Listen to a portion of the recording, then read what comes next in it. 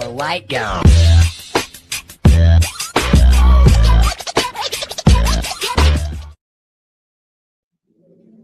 Oh, shit. Scared me again. Matt at Heroes for Hire Comic Club channel. I'm your host tonight, as usual. Well, I'm the only host, so you're stuck with me no matter what happens. All right, rain, sleet, or snow. All right. Well, welcome to Comic Conversations. I get excited and I can't talk. Episode 8, and I have a very special guest. You know, they do call AC/DC where I'm from. They call AC/DC the Thunder from Down Under. But tonight we have the true Thunder from Down Under, Omnibo from the Aussieverse. How are you, brother? Excelsior, sir. How are you doing? Very well, thank you, and always better for seeing your face. Well, thank you. I'm flattered. And I had to read a little. I was stuck. You caught me reading a little Squadron Supreme from the 80s there. But dude, I love Hyperion. You think I would know when the stream starts and I wouldn't read in the middle of it, but you know. And also, there's a link in the description to Omnibo's personal channel and the Aussieverse, which he is a member of. And it's a great. And tell everybody what is the Omniverse. So it's Aussieverse. People seem to get Omnibo and Aussieverse a little confused, but yes, it is Aussieverse. We do all sorts of stuff on that channel. We've got a lot of game shows that we do very sporadically. We do our FOC shows weekly. We have tons of interviews that we've done in the past with comic book creators, mostly independent people. And we also cover music as well. A lot of music that we go check out around Australia. Any gigs that come that we go to, we take footage of. And just yesterday, I went to a sanctuary where I filmed a lot of Australian animals. And I uploaded all of that for people that haven't seen that sort of stuff too. There you go. Watch the one with the birds in it. We got Vanders in the chat. How you doing? Welcome to the show, Vanders. Well, yeah, but also I was trying to do your little trick because the Omniverse is for life, right? I mean the Aussieverse. I mean, I said Omni. Correct. Omnibo is. Yeah, James, I am, buddy. I blew his mind. He's on holiday until. Well, you probably got to go back to work soon, I guess. But no, I've still got a week off. Another week. Cool. Well, you're invited to come back on any of my shows anytime you want while you're off, if you want to. Thanks, dude. You know, I know our times are it's like traveling back in time to have to deal with us and us Yanks here in America. But you know, all right. Well, let's get right into it. There's not going to be really hard questions. Well, I mean, they might be hard to get to. Because I will ask you, you know, some like what your favorite stuff is about comics, and sometimes it's hard for people to pick. It's hard for me. Like somebody says my favorite character, I know I do have the hat on, but you know, I'll be like, oh no, well, Wolverine too. I don't know, so you know, but or Spider-Man. It's hard to pick. But what is your comic collecting origin story? What got you started in this into this hobby? Yeah, sure. So I used to read these sort of like choose your own adventure books that were really popular when I was a kid. Very good. Thank you, Vanders. And my father wanted me to keep reading. So he was a big Phantom fan back in his youth. Oh, yeah. And he saw how expensive comics were being. So he thought he could what's the saying? 2 birds with 1 stone. He thought he could get me to keep reading as well as investing in some stuff that would be worth a lot of money one day. Little did he know that this was the 90s and everything was coming out in #1. So my father went to the comic store and got a whole bunch of #1s as well as Death of Superman and a few other keys and things like that, and put them in front of me and said, read KJB, how are you, brother? And yeah, that's where it started. In that pile was Venom Lethal Protector, #1. There was Death of Superman. There was some Marvel Tales that reprinted some classic Spider-Man stuff.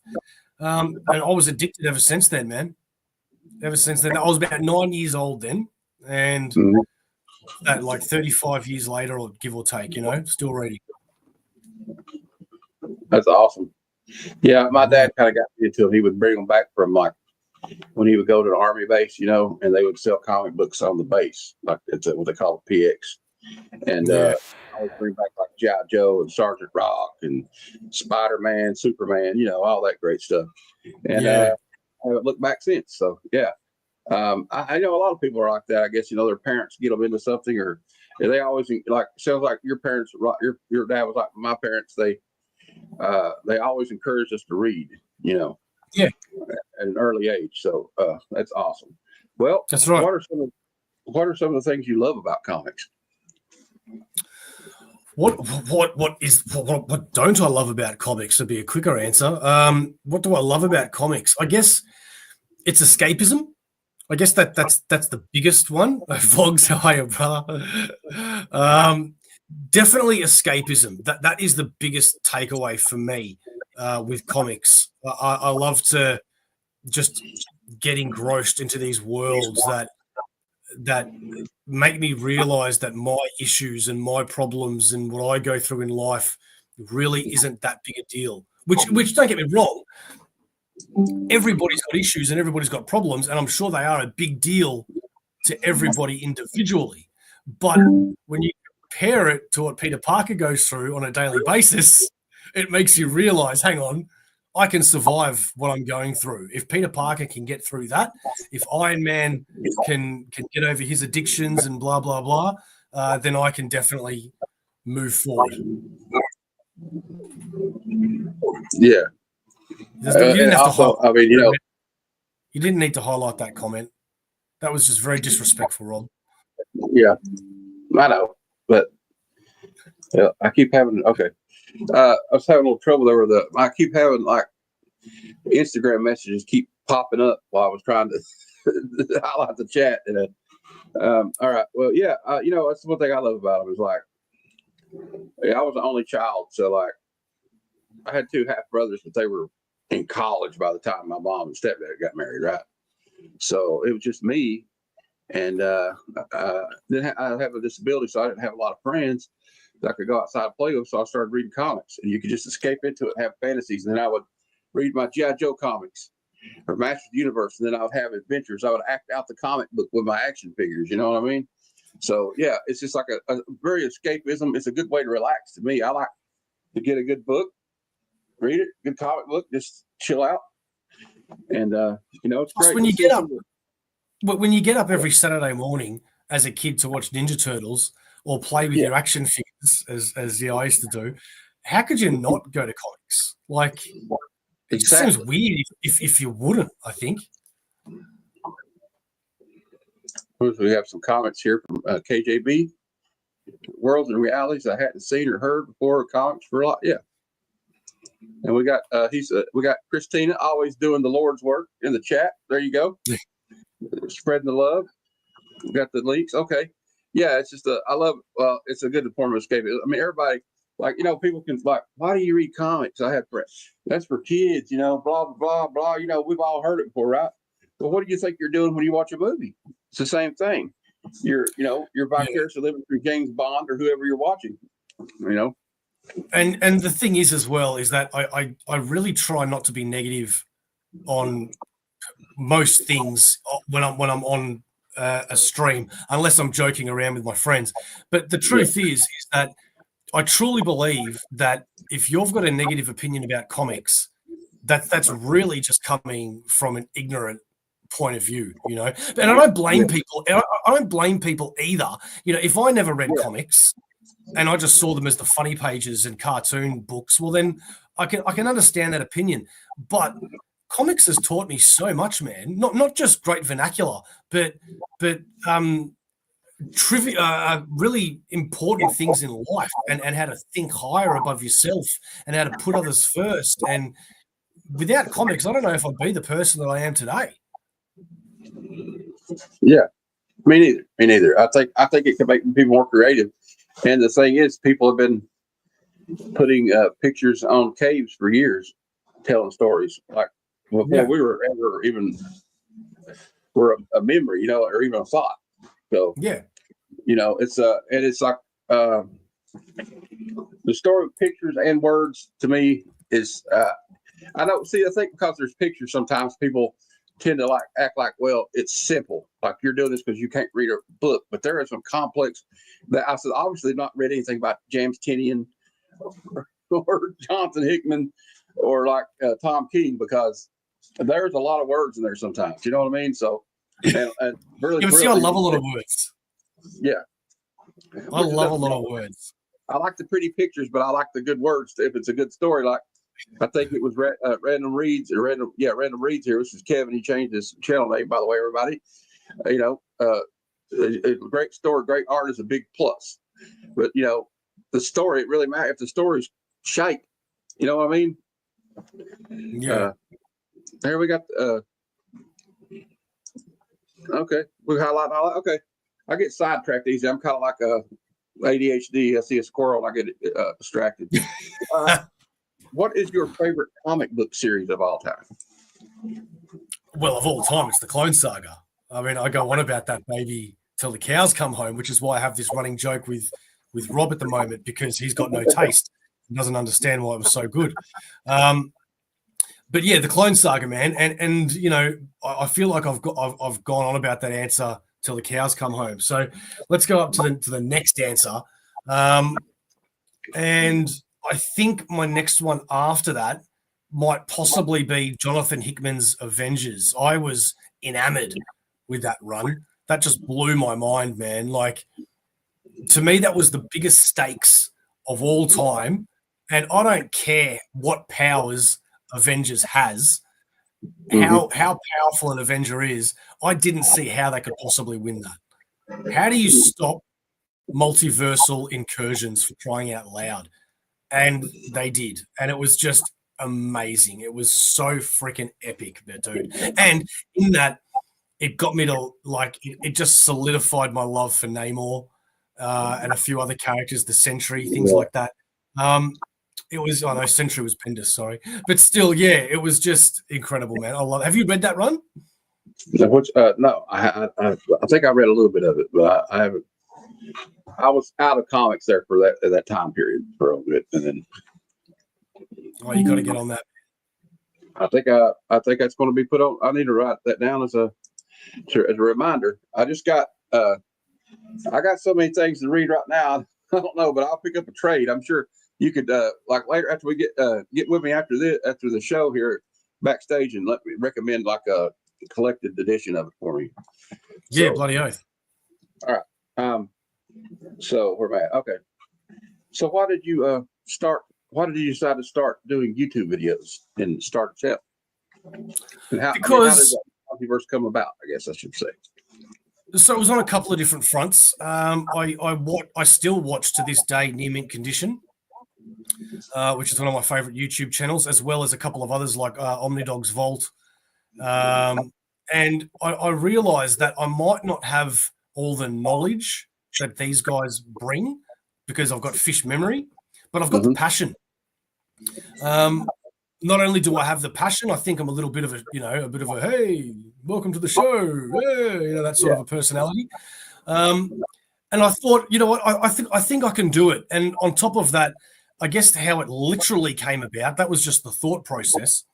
I've got an Australian Facebook group that's all about collected editions and omnibuses. And I had a few friends. Well, sorry, I had a couple of friends and a few people we just got to join.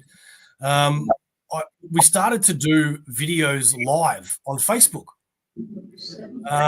just hangouts and stuff. And I turned around to one of them and I've said, "Hey, why don't we just put this on YouTube, man? Like, why are we doing it on Facebook?" And he agreed, and we started doing it on YouTube. But that was a different channel back then. It was a different name because that all went to crap. Too many chefs in the kitchen, so to speak. And that eventuated in me starting Aussieverse. Well, I started it with one other guy, Mark. Me and him both decided to start Aussieverse together. Mark ended up getting a career path that he really wanted, and he didn't have time for YouTube anymore, which was fair enough. So I continued, and then I invited Sharif, and Sharif's been great. and then I invited Steve, and yeah, it's gone since then, man. Awesome. And I want to ask you this question. I ask everybody this because what I loved about having a YouTube channel here that I didn't really realize until I started was like the community and meeting people like you. 15-hour, 16-hour time difference, but we're still able to communicate with each other through YouTube. So, what do you love about having a YouTube channel or being on a YouTube channel? Well, there's a few things. I mean, I'll carry on the back of your end of what you just said, and that is, I think a lot of us, we've gone through primary school, we've gone through high school, we've gone through, I don't know, college, I guess, after that, or university here, or even if you haven't done all that schooling, you've had social lives. So therefore, we know what it's like interacting with people on a daily basis, right? Mm-hmm. And unfortunately, there's a lot of negative things that happen with that. People are immature, people are rude, people are sarcastic, people are mean. And I think one of the brilliant things about this YouTube community that I didn't expect was to not need to pass a cool factor test before being accepted. That's the one thing that really blew me away, man. Because I knew Simple Simon, I knew Lee from Whack Comics, and I knew Simon Mad Spidey. And when they sort of introduced me to the Americans, I sort of was pretty shy at the start, and I'm like, I'm gonna be polite, or at least that's the way I saw myself anyway. Yeah. But I'd meet people like you, like Rob, like I don't know, I could name 10 other people that just from day one were just so nice to me, man. And I didn't know how to handle that. I thought that was weird because I just wasn't nice people. I don't know what that says about Australians or where I grew up, but hey, this is my life. So I guess that's the best thing, man. Other than that, what was the initial question? It was, what do I like about doing the YouTube? Yeah. I guess. Well, that's definitely the biggest answer. Other than that, it gives me something to do. Other than watching TV, hanging out with my partner, I've got something to look forward to, and I'm glad that people respond well to it. It is an uphill battle though, being in Australia, which really pisses me off. I see American channels with their subs going higher and higher and higher all the time, where with the Australian ones, it is such a slow crawl, man, and it is so annoying because I think I'm better than some channels. I think there are channels better than me, but I think like Mad Spidey, for example, he should be more than what he. Absolutely. The amount of work Simple Simon puts into his editing and all that, he deserves a lot more as well. I can say, well, I think I deserve more, but I'm going to come out across really arrogant. But it's just the way it is, man. People, I don't think, take international YouTubers.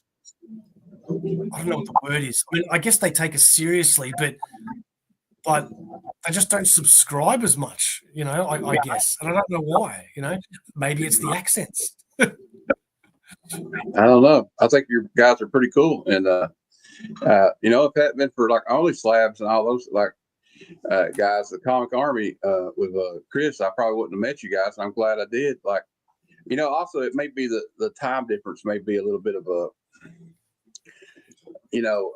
a barrier, but there's a time period though when you can do it. Like I love the way Matt Spidey does it. Like he does the show, which is Saturday for us, it's Sunday morning for him, but it's like at an intersection of a perfect time because it's the evening on the weekend, and I can do it. But I don't understand even on the time difference that you can watch it on replay on which is what I do with your videos on the Aussieverse, But yeah, I guess it might be just, I don't know. People are weird. You know what I mean? People are tribal, I guess, and they think, well, I just want to watch. I don't know. It's hard to explain. But then we got Nerdy Geek. Hey, buddy, how you doing? We got a comment here by KJB. Here you go. There will be dickheads as far as the eye can see, but real people shine like diamonds in the rough. The comic community, yet I agree. Yeah. I already like this guy. Don't person. All right. I always say guy, but I guess I'm a little bit of a chauvinist, I guess. Without me. I call everybody dude. KJV's great, man. You know, all us Americans, we call everybody dude and bro. So, okay. Okay. What are some of your favorite artists and writers in comic books? Well, you know what? It's actually really funny you asked that. Because I can't support Bo's love of Rob, get stuffed, mate. It's really funny you it's really funny you asked that question. Rob, here, this is for you.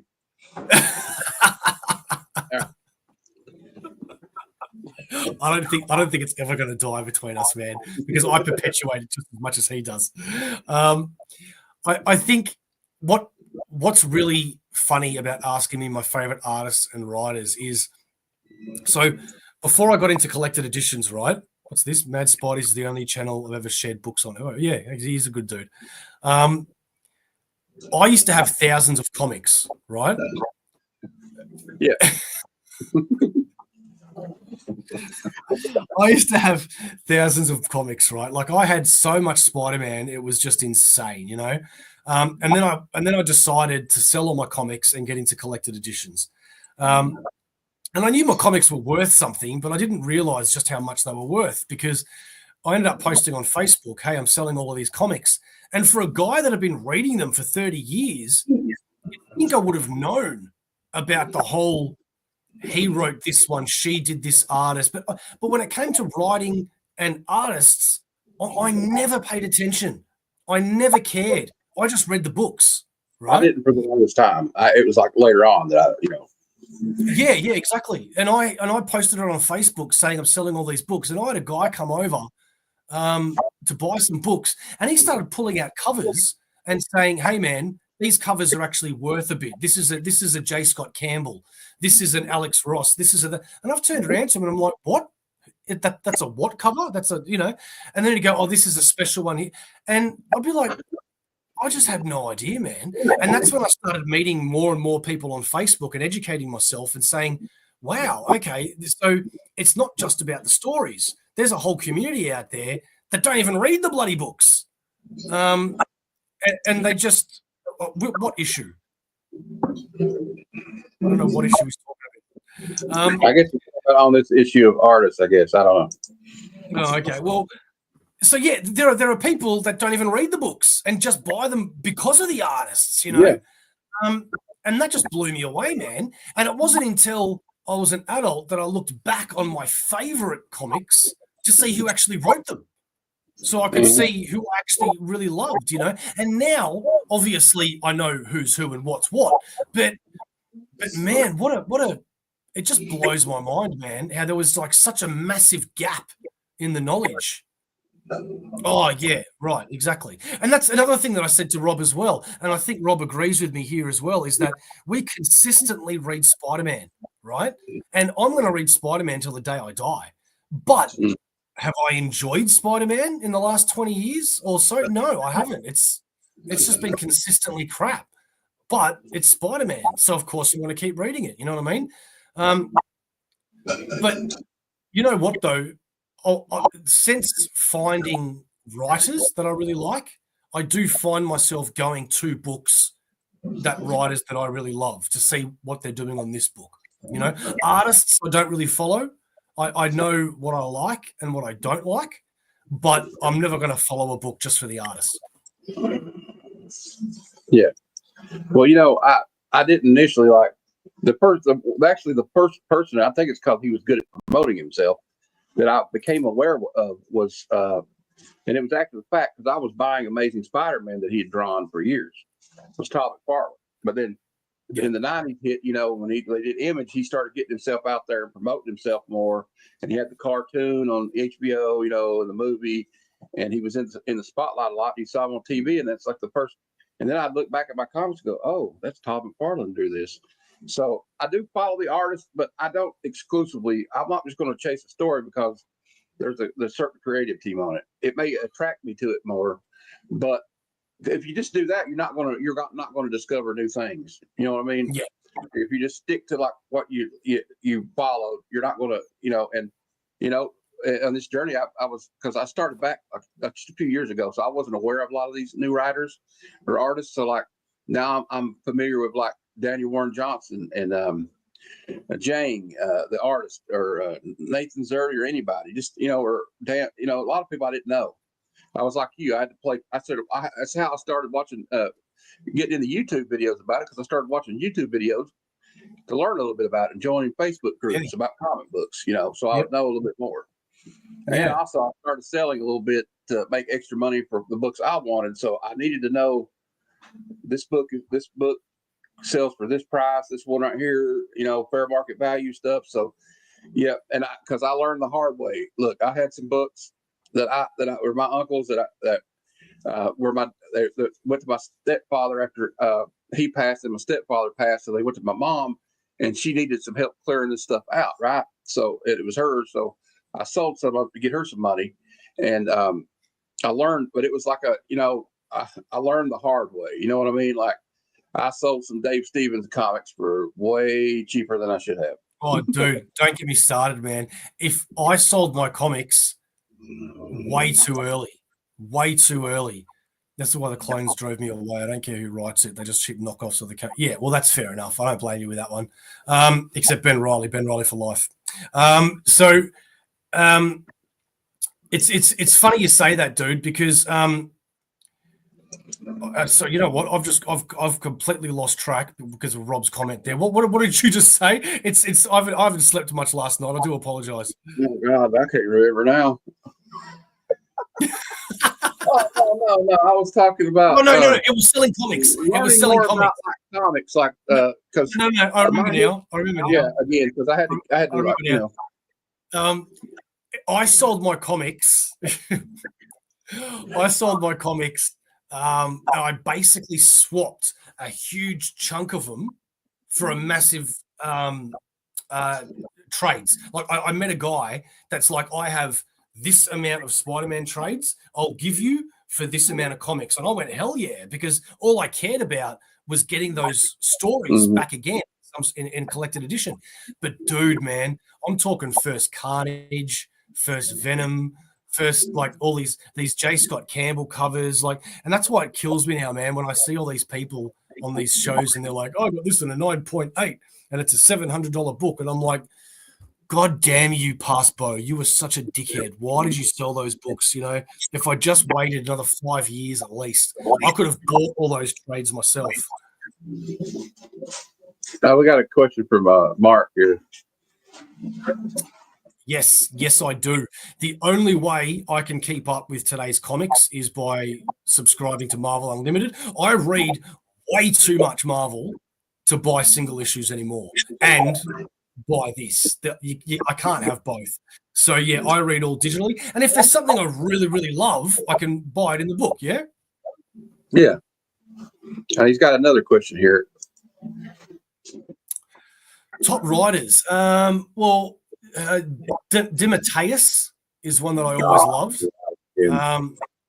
To me, he's like classic Spider-Man, man. He is just the best. He's given me my favorite Spider-Man issue of all time, and that is Spectacular Spider-Man 200. Bendis, I know Bendis gets a lot of crap from Superman and all of that, but Bendis just made. If it wasn't for Bendis, I don't know if I'd be into the Marvel Universe as a whole. Because before New Avengers, I was only into Spider-Man and Venom, and that's all I was reading. Sometimes I would read a few different things like Earth X or whatever, but it wasn't until Spider-Man joined the Avengers that I went, okay, I'm going to start reading Avengers. And then there was all these Avenger titles, and there was all this other crap that was coming out, and I was just soaking it all in, man.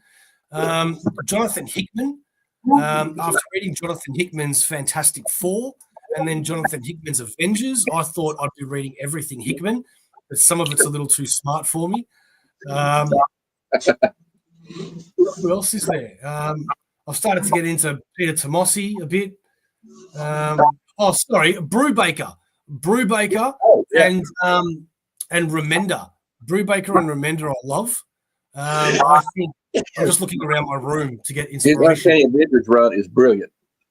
Well, Remender, for me, all those Reckless books and Criminal and Fatale, dude, yeah.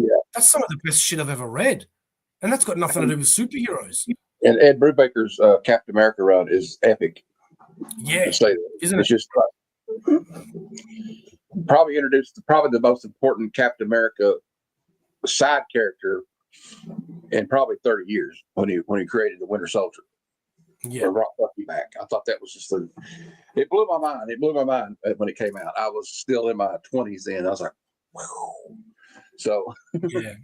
Talk got about another- doing something right. Yeah. yeah, Matt Because Wagner. it used to be you can't bring back Bucky Barnes and you can't bring back Uncle Ben. I feel like there was a third one that I'm forgetting. But when they brought back Winter Soldier, doesn't have the spotted beach. Bucky's not canon.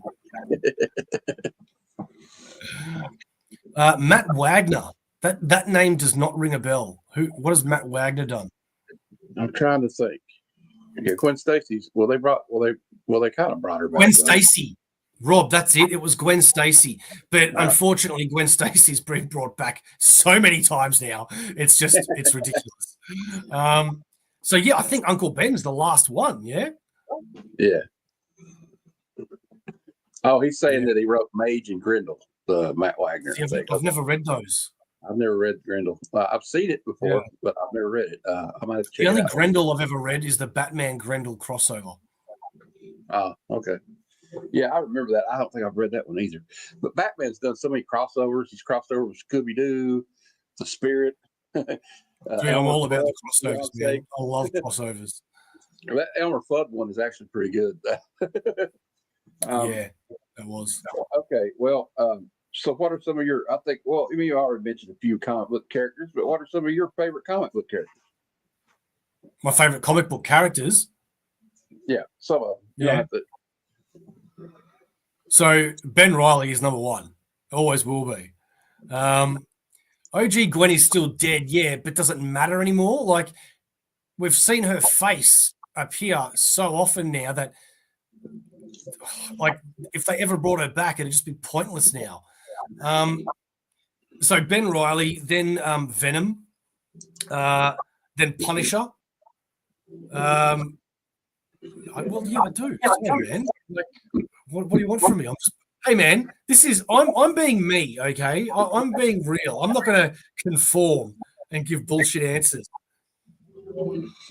Yeah. Oh, man. Yeah. That's All right, so my top characters.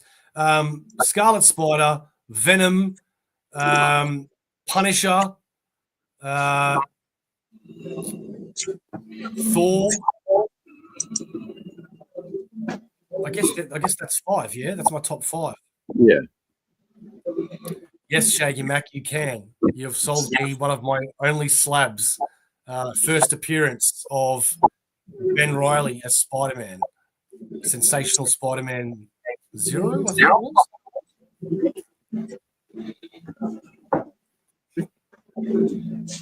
Okay, we had another question from Mark. Well, that's tailored to your own taste, isn't it? I could give you 3 omnibuses that I think, but, do you like Punisher? Do you like Avengers? Do you like Batman? You know what I mean? But off the top of my head, top 3, geez, that's really, really hard, man. Yeah, I don't know, man. That's something that I'd need to give personally to people. Thanks, Rob. You're a gentleman and a scholar, Rob. All right. He said, I'm full of questions. It's okay. Hey, I like the questions, man. Questions are good. I encourage questions from the chat. Trust me, it's better that way. I guess he meant your Grail omnibuses. Oh, okay. So when I first started collecting omnibuses, which was when Absolute Carnage came out, right? What was that? 4 years ago? 5 years ago now? That's when I decided to start buying all the omnibuses. And at that time, there was a list, man, of out-of-print omnibuses that I never thought I'd be able to get. And I've been very lucky in the time that I've been collecting because I've managed to get most of them. Now I've probably got under 10 out of print omnibuses that I'm still trying to track down. I'm still waiting for Rob to buy me that Werewolf by Night Omni, but he keeps refusing. So my top 3 grails, I guess now it's been reprinted, but when I bought it, it was impossible to get. And it was one of the 4 Clone Saga ones. I think it was Ben Riley, Volume 1. I paid a ridiculous amount of money for that. So that's, I think Clone Saga number 1 or Ben Riley number 1, that's they're both number 1 for me. I don't know how to choose other than that. My number 2 Grail omnibus would be, God damn, man. I wish I came prepared. Probably Donny Cates Venom because I bought nearly every issue of that, and I bought multiple variants of that. Renounced clones, and it's a done deal. Oh, motherfucker. Can I renounce the clones but keep Ben Riley? Anyway, and I've sold most of that Venom run in singles. So for me not to have that Venom on my shelf would kill me because that's like my favorite run in years. So that's 2. I guess the third one would probably be Punisher Max. I love Punisher Max, man. That real world Punisher is just the best thing ever, dude. Best, he's killing pedophiles and drug sellers, pushers, and it's just insane, man. Insane. That's a legendary run. I remember that one. I remember hearing there was a lot of controversy about it too. I think when it came out in some circles, but there shouldn't have been. But okay, I got a question. Saying Mystery Comics.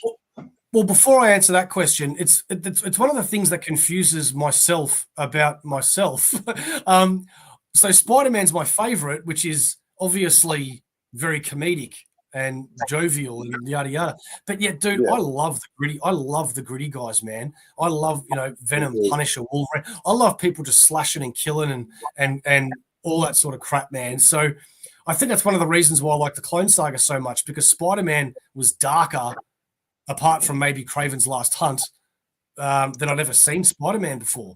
So sorry, go back to the question. No, I mean, I'm indies, yes. Indies, 100%. I love indies.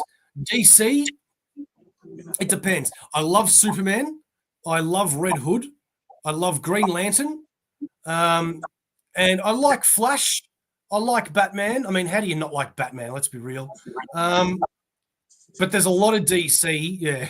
There's a lot of DC I have on my shelf that I've yet to read that I'm pretty sure I'm going to love, like Swamp Thing, Young Justice, JLA, But there are certain things in DC that I will never touch. I would never be interested in Legion of Superheroes. I'll never be interested in JSA. I'll never be interested in just certain titles that I just don't want to dip my toes into, And I could be completely wrong. That I could be ignorant in those areas. They could be the greatest things ever, but I just read enough. Somewhere Legion of Comics' head is about to explode. All right. We don't agree on much, so don't worry. I'm just kidding. I give him a hard time because I'm with you, kind of like I like DC, but when I was a kid, I remember besides Batman and Superman, it was a lot of Marvel. Yeah. Although I'll tell you what, I'm jealous of not being a DC fan last year now, because everything I've been reading from Marvel's been crap the last year. No, that's true. I agree. I just meant when I was a kid, Yeah. And DC really seems to be kicking ass, man. Like I really want to read all this Absolute World. And I'm so far behind. I wasn't aware of that stuff when I was a kid for some reason, except Swamp Thing. But like I didn't know who Doom Patrol was back then. But now that I do, I like them. But, sorry, I didn't mean to interrupt you. Yeah, I've got 2 Animal Man omnibuses. I think it's the Morrison and Lemire omnibuses. I've been told they're fantastic, so I plan on reading those. Doom Patrol, I'll probably never bother reading because that TV show was just whack. Yeah. Yeah, it was kind of I don't know. Anyway, no. Okay, what else do you collect anything else besides collected editions or anything else besides what you read? Yeah, I used to. I used to collect a few things, but nowadays not so much because comics has taken over so much. I mean, I do like getting some statues here and there, but nothing expensive. You know, like I just got this yesterday, that Dragon Ball statue. So I do like getting some things and popping them around the room. Apart from that, you know what? I've got a big collection of masks actually, like superhero and supervillain masks. But I didn't intend to collect them. I just got them over time. I did collect pop vinyls for a while, but then there was too many, and I decided to only get Spider-Man and Venom. But then they kept making Spider-Man and Venoms, man, and I'm just like, keep pumping them out. yeah. And now I can't even sell them; they just sit there, you know. So unless I give them away, you know, it's just, man, I wish I never bought those. Well, I had some that I didn't intentionally go out to collect those, you know, or statues, but like they're just so damn cool. Like those McFarlane statues. I was like, well, okay, I'm gonna have to bite the bullet and get the you know, those. But I try to keep the other stuff down because, like, I'll be honest, you know, I was into collecting like G.I. Joes and retro video games, but that's an expensive business now because everybody's collecting that stuff, and the price just went to the roof. I'm like, oh, Yeah. G.I. Joe toys or Transformers Generation 1, the Turtles, all that stuff. So it's kind of a budget thing to me. I love the comic books so much. Is that, you know, we got some people mad at us over the Doom Patrol. Oh, I expected that. I expected that. But you know, it's like everything. I like the first two seasons, but it kind of, when they got rid of Grant Morrison stories, you know, they ran out of Grant Morrison stories. In my opinion, it went downhill. And OG Shaggy Mac, Doom Patrol did not give us Brendan Fraser. You're thinking of Encino Man. True. I don't know what's happened with me in the last maybe 3 years when it comes to watching comic book stuff. I used to watch everything, absolutely everything that ever came out. But then I got burnt out by the CW and I stopped the last few seasons of Flash and Supergirl and all that. I'm only watching Superman and Lois now. But these days I'm just not in a, like, I've got the last episode of Agatha that's been sitting there since it came out, and I still haven't seen just that last episode, you know? Superman, the cartoon that came out recently, haven't bothered watching that. The new Batman cartoon that came out, I've watched a few episodes, haven't continued that. It's just so weird. Like I used to devour that shit. I like the Umbrella Company, all right. It was a pretty cool show. Yeah. Austin LeMay. Hey, buddy. LeMay. The man. It's my man. That's my boy right there. Really good guy. Everybody follow, subscribe to him. All right. Sorry. Yeah, I do collect other things, but like you said, it's kind of hard to. I don't know. It's just you can only spend so much money. You know what I mean? Now, if money was no object, you know, like if I win like the lotto or something, this house is going to look like a museum. The comic books probably, but until that time, I'm going to have to, for budgetary reasons, I'm going to have to abstain. So, you know, we got through these questions pretty quick. So, I guess we got. Is anybody in the chat would have any questions for Bo? Is that all you had for me, bro? Yeah. All right. Well, then let's just make some stuff up. Yeah. Yeah, let's do it. We're winging it now. Stargirl. You know what? I saw the intro to the first episode of Stargirl, and it looked amazing, but it had all these characters that I didn't care about, so I didn't bother watching it. Shaggy Mac, Agatha was, yeah. You know what, dude? I have to watch everything in the MCU. I just have to, right? But man, was Agatha a chore. Like, why do you think I haven't seen the last episode yet? I keep putting on other. I'm watching Golden Girls before I'm putting on Agatha. It did pick up in the last few episodes it kind of picked up. But yeah, it was kind of a slog there for the first of it.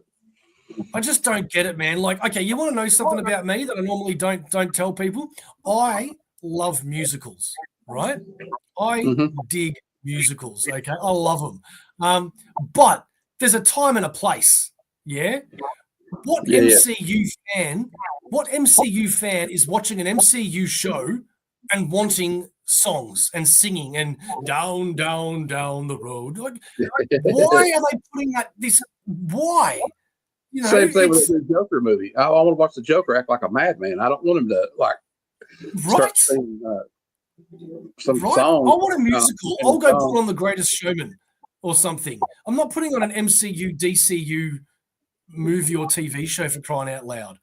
And yes, Golden Girls is fire. Golden Girls is the bomb. I will not hear any disparaging words about Les Miserables. Yes, Betty White, Dee Arthur, Rue McClanahan, and Estelle Getty. They are goddesses of comedy. Dude, I love Blanche, man. Blanche just makes me piss myself all the time. Everything Blanche says, it just makes me laugh. Where do you buy your Omnis from? Sorry. Nothing. I remember something she said at one time. It just tickled me. She said, I'm hotter than a virgin at a prison rodeo. Just the other day, she built up this story, and at the end of it, it was like, I wish I could remember the whole story because it'll make it funnier. But at the end, she just goes, and that's when I realized that my bosoms could stop traffic. Remember that? Or I always like the ones with like Rose will try to tell them a story about St. Olaf. Yeah. And they're like, oh, she told one about these herring that juggled Ginsu knives. Yeah. He goes, it was dangerous too because one wrong move, they could have filleted themselves.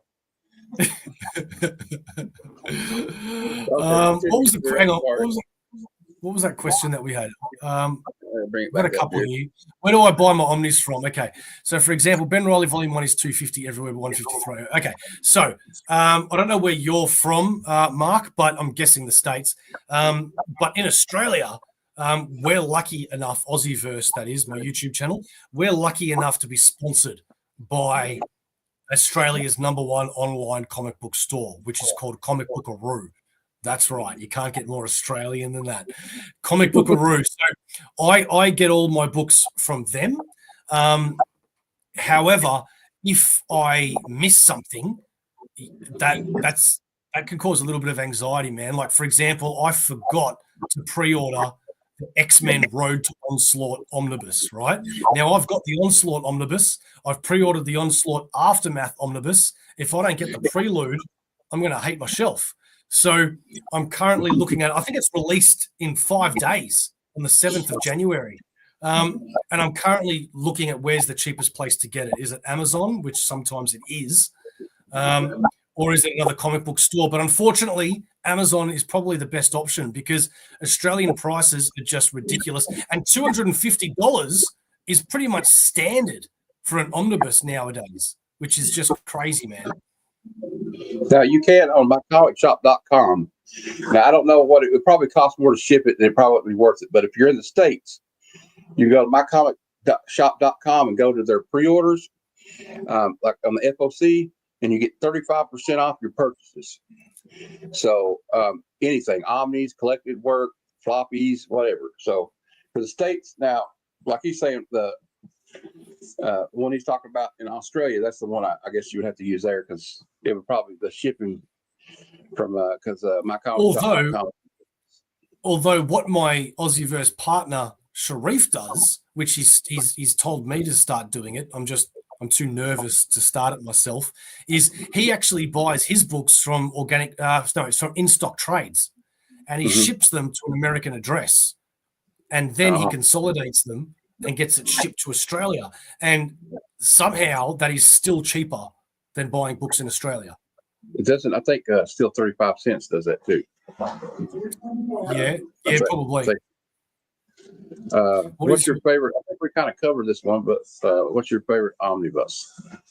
Well, no, we didn't cover it. I guess there's a difference between favorite and nostalgic, running out of a house on fire. You know what? I really loved the Annihilation and Annihilation Conquest omnibuses. If you haven't read those are absolutely freaking sick, man. I loved those. I loved Preacher, volume 1 and 2. Preacher was just freaking phenomenal.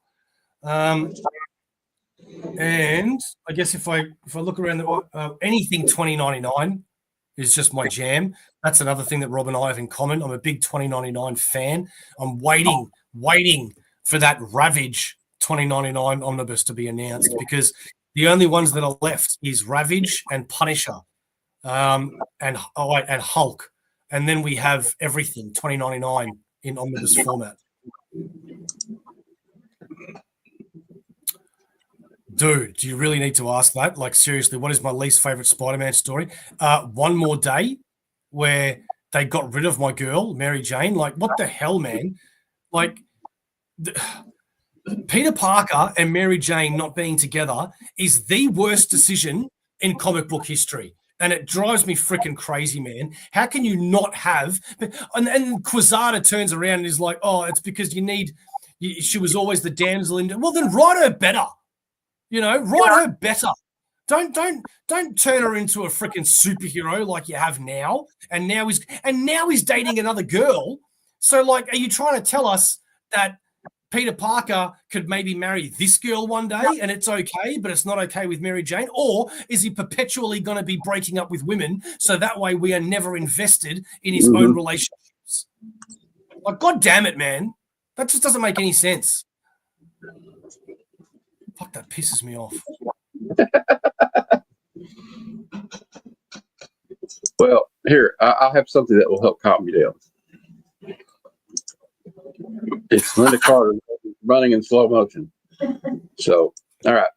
And we could have used this one too. Well, boy, that escalated quick. All right, I'm just joking around. All right. Let's see where we're at. Oh, I said Quasada random reads. I'm aware, don't worry.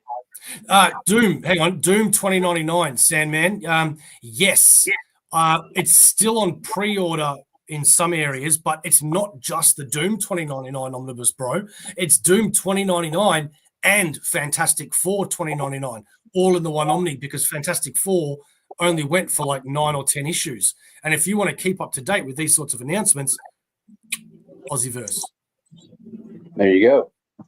And I've been a guest a couple of times on the. You have. And you're welcome anytime. All right. Well, next time, just let me know. I'm kind of a night owl, so it's like 3 o'clock in the morning usually when you do your show here. But I've been having trouble sleeping. It's actually, I kind of blame you and Mad Spidey for my getting my sleeping mixed up. Well, we're taking a couple of weeks off from our weekly FOC show. I think we'll be back the week of the 13th of January. Now, Jeffrey, I missed your question. Sorry, Jeffrey. I have to go back. Did you catch Zatanna? No, I've never seen the big thing with Zatanna, and I'm sorry if that offends anybody. I don't like reading backwards. That annoys me. Up was there a TV show of her or something, or is he talking about Zatanna? It'd be a comic. I'm fine with her in the animated shows. I love stockings. Like, go for it, but not reading backwards. Said between them and Jigs, I've turned into a night owl again. Yeah, I was on Jigs' Kingdom one night, Bo. They were on till like 7 o'clock in the morning. Oh, who's Jigs? Jigs Kingdom is a guy. He's kind of cool guy. He's one of the guys' computer. He does like a basically like up all night stream on the weekends or something. But yeah, I feel like this is kind of my sleeping patterns when I was in my 20s. So let's not get into sleeping and all that crap. But I thought of another question before we go. What were some of from the previous year, since we're in the new year? So I just kind of come up with this question. What were some of your reading highlights of this past year we just ended? Well, unfortunately, there hasn't been many because I've been reading so much modern Marvel. But I did recently go on about Secret Wars 2. I recently read that Omni, which a lot of people don't like. And yeah, I read it recently, and I found myself really, really enjoying it. And I think that's for two reasons. One, because when you're reading nothing but modern comics, and then you read something older that goes back to the old way they used to write with a lot of narration, um, and not so much internal monologuing.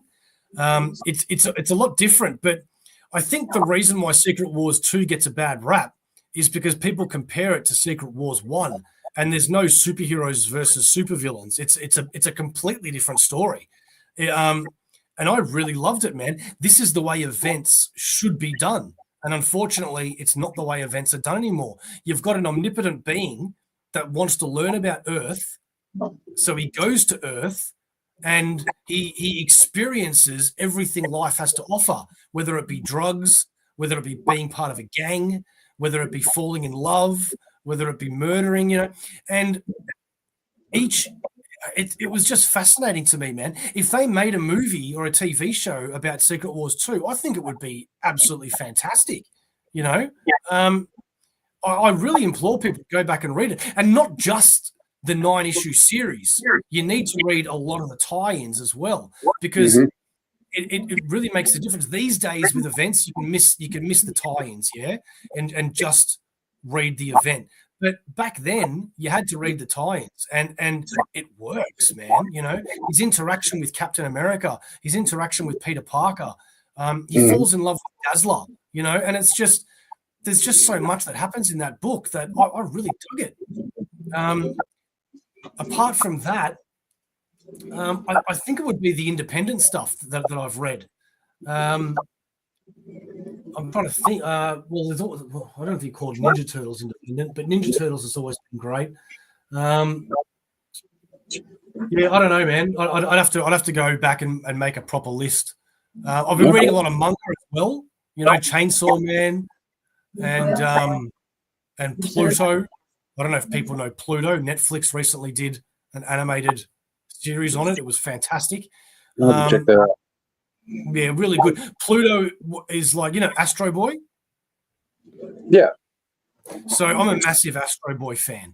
And I think at 2 episodes, there was this storyline in Astro Boy that Pluto ended up making a whole comic series just on those 2 episodes. But it's a lot more for adults than for kids.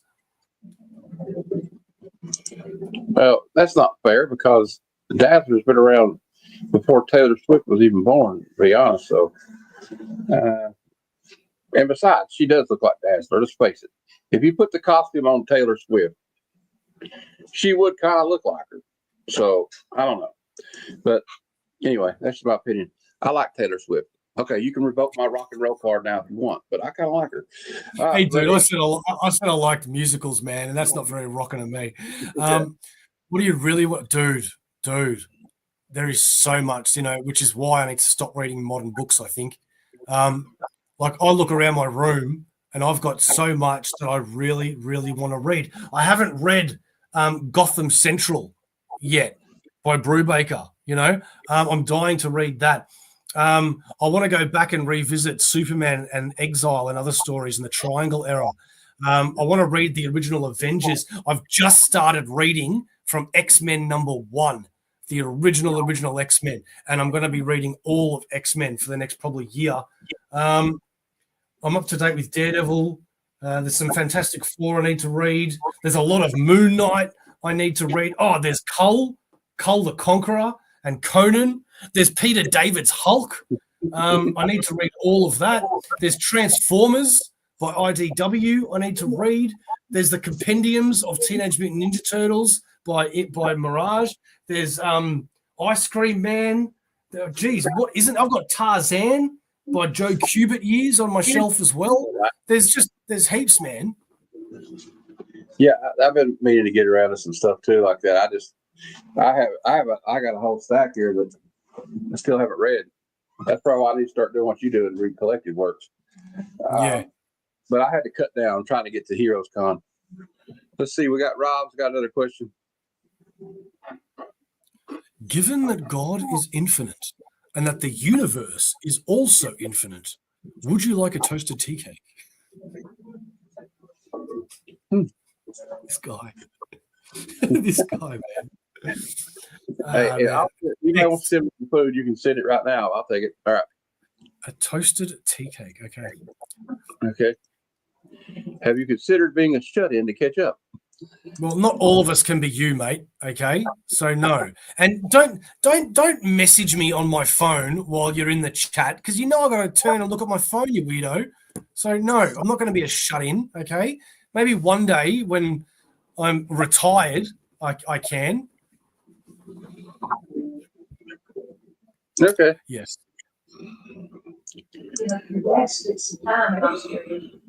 Oh no, I'm a big fan of Red Dwarf. I just didn't have an answer for you. It just seems like a I didn't know. I'm not familiar with Red Dwarf. I've heard of the show, but it was over dude, my you got to head. watch Red Dwarf, man. Red Dwarf is fantastic, man. It was a British show, right? I'll be back in the morning. Was it a BBC show? Yeah. Okay. I remember Space 2099. I used to watch reruns of that. Yeah. And Doctor Who, of course. You know, I've watched many doctors. Yeah, it was lost on me. A lot of things are lost on me, I guess. But, that's right. Which is why it's funny because their swear word in Red Dwarf is smeg. And we've got a brand of kitchen appliances here called Smeg. So you walk into a kitchen and you've just got smegged kettle, smeg this, smeg that. And I don't know how do you cook when you've just got smeg everywhere? I've watched a show. I started watching a show last night on Hulu that is freaking brilliant. It's called Interior Chinatown. Oh, I haven't heard of that. It's like he's in a TV show, but he's a side character, and it's like a dream world almost, but like he's not a main character. So like if he tries to do main character things, something bad happens to him, and so he gets in a fight and he knows kung fu, but like he gets his butt kicked because these guys are like the bad guys in this TV series or something, and he's trying to get it's weird. It's kind of out there, but yeah, it's this is the only reason we built our kitchen with Smeg. Okay. Anyway, if anybody sees it, check it out. It's called Interior Chinatown. Like it's like from when they write a screenplay and they'll say Interior Chinatown and they'll type it in there and it's like that. It's kind of a reference to like teleplays and screenplays and stuff. And you really don't know what's going to happen next. It's really cool. You ever watched the Agents of S.H.I.E.L.D.? Yep. That was on ABC. Okay, I don't know what it came on Australia, but it was on ABC here. And it's got the girl that played Quake or Daisy. Yes, I like her. And she's really good. She's in it. And it's got I can't remember his name, but he's one of the hosts of the Daily Show over here in the States. He's the Chinese comedian. I can't remember his name, but he's in it. I can't remember his name, but anyway, he's in it, and it's got a good cast in it. But anyway, okay, I digress. But yeah, that's a good show. I'm gonna start watching one. I think it was Rob actually that mentioned it, the Kaminsky Method. I'm gonna start watching that one today. I think. Oh yeah, it's got Michael Douglas and I think Alan Arkin in it. It's a good show. It's a good show. And we could segue into that. What are some of your favorite? I do have another question. What are some of your favorite movies that are based on comic books or manga or whatever? It could be either way. Anything cartoonist related. Yeah. So. I'm always partial to Spider-Man movies, obviously.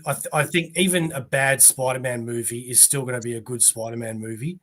I recently just rewatched the Dark Knight trilogy by Christopher Nolan. And even though I love those movies, especially Heath Ledger as the Joker, that's just the best thing ever, I cannot take Christian Bale seriously as the Batman anymore because of the amount of times he's been copied in skits, right? When you watch Christian Bale as Batman now, he seems to be imitating himself. Like, hey, this is what I'm saying now, and I'm the Batman now, and I just can't take it seriously. Every time he talks, I find myself laughing. But they're great films. Obviously, Keaton, 89, and Batman Return. Oh, geez, Michelle Pfeiffer, man, like that was my dream, my dream girl. growing up. I think I hit puberty by watching her. All right. Yeah. But what else is there that I love? I love animation. So there was a Silver Surfer cartoon series, animated series that only went for one season. Yeah, and it was great, man. It was well ahead of its time. You know, I was addicted to the DC animated movies for years. I loved them all, and I would buy them all. But then when they redid it with this new animation, I haven't liked it ever since. Pokemon Joker, dude, what the hell are you on about? I think I don't know. Hey, but I have a thought on that. On the Dark Knight Returns, Heath Ledger's performance as the Joker is so riveting to me that he completely steals the show from the heroes of the movie, the other characters. Everybody's just a side character to me. It should be called like the Joker Returns or something. I loved it. I love just like he got all into the psychology of the Joker. Now I'm not going to take anything from Nicholson because I like his portrayal too, but the Heath Ledger it seems like he got inside the mind of what makes the Joker tick. Yeah, he's just there to be the antithesis of Batman. Sorry. No, I interrupted you. What pisses me off about? Oh, thanks, dude. Sorry, I didn't know. What pisses me off about Heath Ledger doing the perfect Joker, in my opinion, is that nobody now, out of respect for him, which I get, and it's fair enough, every other Joker since then has to be different. And don't get me wrong, I understand why, right? Nobody wants to disrespect Heath Ledger's Joker by copying it. However, that Joker was perfect, in my opinion. So I think enough time has passed now where, like, let's say in the new Batman movie that's coming out, because they teased the Joker at the end of that one, right? He was in the jail cell, but we don't know what he looks like or anything like that. If they came out in that new Matt Reeves Batman and they completely copied Heath Ledger's Joker, and it was a good actor that could do it just as good, I would be all for that, because it's just perfect, right? How can you not do that again? You don't want another Jared Leto debacle, do you? No, absolutely not. I mean, I could see what Leto was trying to do, but he failed at it, in my opinion. I think, well, from what I hear about that, there was so much cut out of the movie that it's kind of hard to judge him on it. Do you know what I mean? Because who knows what the other scenes would have been like, Like, I kind of like the scene. The one scene I do like of him in that movie is when they got the prison guard in the back of the casino, and he's sitting there intimidating him. Now I think Jared Leto kind of got the intimidation factor, but like some of the other stuff I didn't like. But like with Heath Ledger, it's like just the one-liners, like, like he says, and it's just like sums up the Joker. He says, "Do I look like the kind of guy with a plan? I just do things." Yeah. And that's exactly explains the Joker perfectly. Like when he burns the money, right? When he burns the money, you shouldn't have got to be talking about this. When he burns that money, so I'm just burning my half of it because that's all you people think about. It proves he don't care about the money. Yeah. The money, only reason he gets the money is so he can, like he says, to buy more gunpowder and gasoline and explosives. Yeah. That's all he cares about. And to make him a happy man. That's all he cares about. And it's causing Batman trouble. Like he says, I don't want to kill you. What would I do about you? But okay, I digress. But like, I agree. Like if Reeves could like get somebody to do kind of like what Colin Farrell did with the Penguin. Yeah. You know what I mean? Like Colin Farrell blew me away when I saw it. Like, dude, I was like, because I said, I was looking at the DVD, like, are you sure that's him? Whoever did the aesthetic for him was brilliant, But that was such a good show. I love that. I'll ask you an odd question, even though it's a comic book. Do you like ninja movies from the 80s? Yeah, bloody oath I do, man. Do you remember the American Ninja series? Yes. Yeah, I loved those, man. And yeah, there was the guy. I don't know if people remember a sitcom back in the 90s called Step by Step. Does anybody remember the sitcom Step by Step, right? Step by step, day by day. You got the guy from Dallas in it, Patrick Duffy. Yeah. And he had a dumbass son that would, yo, how are you, dude? You know, he talks like this, yeah, you know. And that was the replacement for Van Damme in the ninja movie. Yeah, and also like Enter the Ninja, Return of the Ninja, Revenge of the Ninja, but my favorites is Ninja 3, The Domination. Oh, I don't remember. It's been a long time. This is the body of a woman, and she goes around killing police officers in Los Angeles. I don't know if I've seen that. Yeah, Ninja 3, The Domination. It's beautiful. And I don't know about you, but I'm a fan of like movies that are so bad they're good. They Still Call Me Bruce. Yeah, and Samurai Cop. Have you seen Samurai Cop? The movie is insane. Like you're like me and my friend Random Rips was reading it. We're watching. I mean, and we're just like this dialogue. Nobody in the real world talks like this. You know, but I kind of love it, and I don't know, man. But we've been on here for about an hour. I don't want to take up too much of your time, and I try to let it go for about an hour, a little bit. You know, that's about where we cut it off. But I appreciate you coming on here. You're very welcome, bro. I had fun, and I hope to be on your on Aussieverse again very soon. Yep. And before we go, I got this one thing to share with everybody. Remember, next week at Wednesday at 8:30 p.m. Eastern, it'll be episode 9 of this show, and my guest will be DJ Links. So be sure to watch that. And Sunday Super Show Extravaganza, 6 p.m. Eastern. We watch them do the comic book day previews and the top 20, trending 20 and the hot 10, and we'll talk about upcoming movies or whatever we want to talk about. But Bo, what do you have going on your channel? You know what? We have absolutely nothing planned, and I am not kidding.